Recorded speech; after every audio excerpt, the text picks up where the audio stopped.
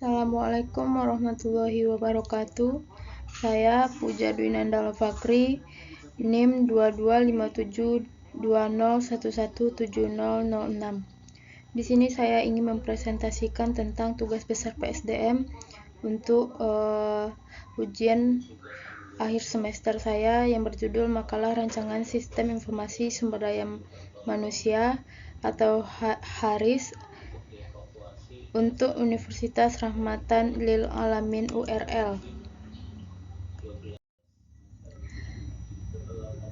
Pada pendahuluan, yaitu pengelolaan data sumber daya manusia pada Universitas Rahmatan Lil Alamin atau URL masih bersifat manual, sehingga universitas kesulitan memperoleh informasi yang berhubungan dengan sumber daya manusia, atau bisa disebut kepegawaian.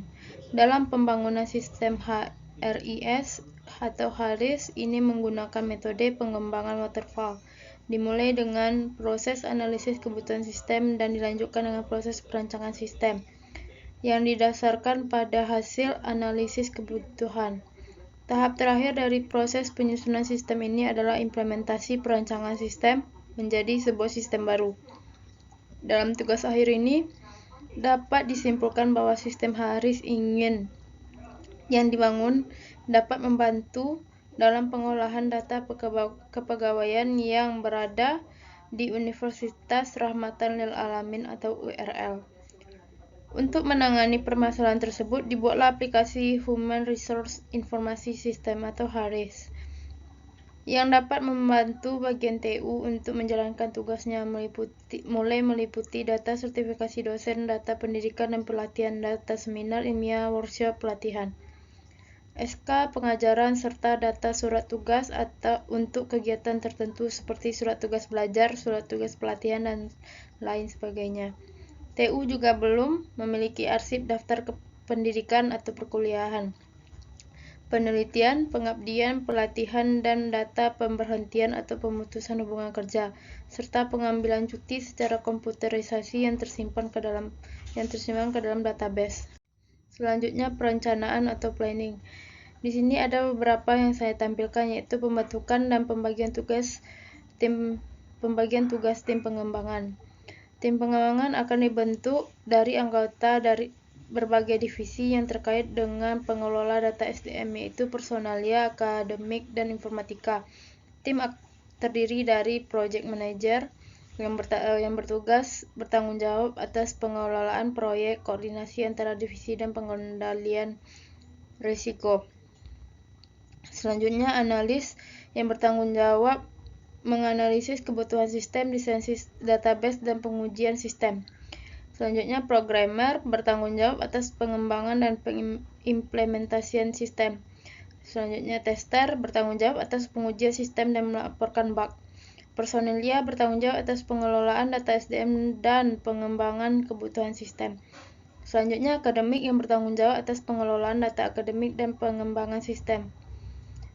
Selanjutnya, informatika bertanggung jawab atas pengembangan dan pemeliharaan infrastruktur teknologi informasi. Selanjutnya, identifikasi masalah. Ada beberapa masalah, yaitu data SDM tidak terintegrasi dengan baik dan masih dilakukan secara manual. Selanjutnya, proses pengolahan data masih sulit dan membutuhkan waktu yang lama. Tidak adanya arsip daftar pendidikan, penelitian, pengabdian, pelatihan, dan data pemberhentian atau pemutusan hubungan kerja, serta pengambilan cuti secara komputerisasi. Kesulitan mengumpulkan data penelitian dosen. Dan selanjutnya, terakhir, tidak adanya proses pengambilan keputusan yang cepat, tepat, dan akurat. Mendefinisikan tujuan dan ruang lingkup pengembangan. Tujuan dari pengembangan sistem informasi sumber daya alam atau HARIS adalah untuk mengatasi masalah-masalah dalam pengelolaan data SDM URL, yaitu mengintegrasikan data SDM dengan baik dan mengurangi proses pengolahan data yang manual, mengembangkan arsip daftar pendidikan, penelitian, pengabdian, pelatihan, dan data pemberhentian atau pemutusan hubungan kerja, serta pengambilan cuti secara komputerisasi, meningkatkan efisiensi dan efektivitas dalam pengolahan data SDM, meningkatkan kualitas data SDM dan kejelasan informasi yang diperlukan, meningkatkan kemampuan pengambilan keputusan dengan cepat, tepat, dan akurat. Ruang lingkup pengembangan meliputi pengembangan sistem informasi sumber daya alam atau HIRIS yang dapat mengintegrasikan data SDM dengan baik dan mengurangi proses pengolahan data yang manual.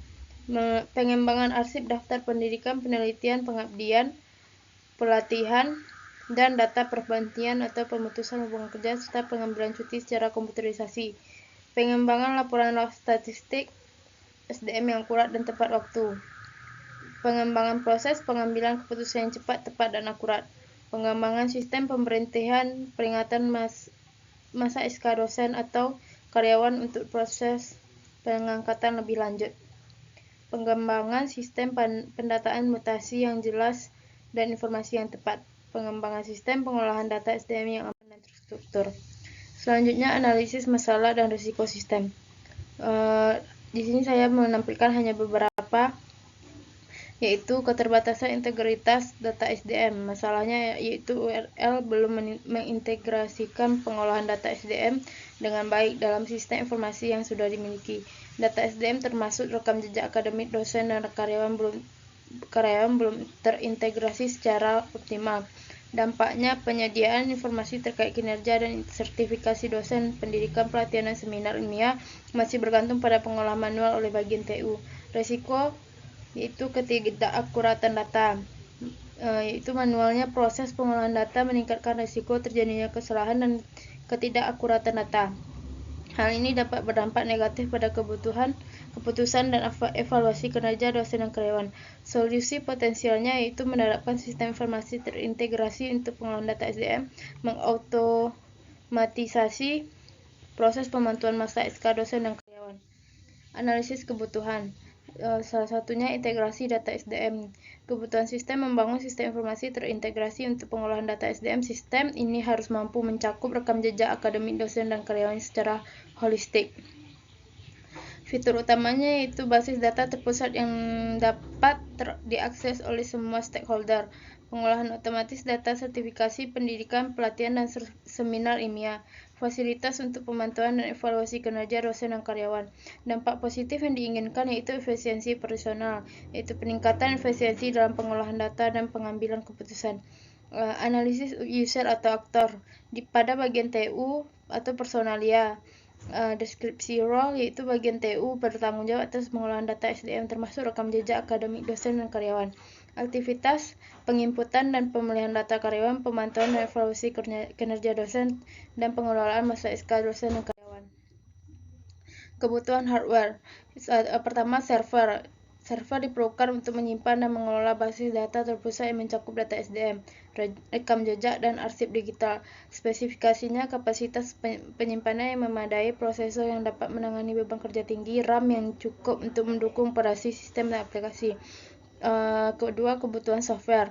Sistem basis data, yaitu data yang dapat menyimpan dan mengelola data SDM, rekam jejak, dan arsip digital. Contohnya MySQL, PostgreSQL. Selanjutnya, rancang sistem baru, konteks diagram atau use case diagram.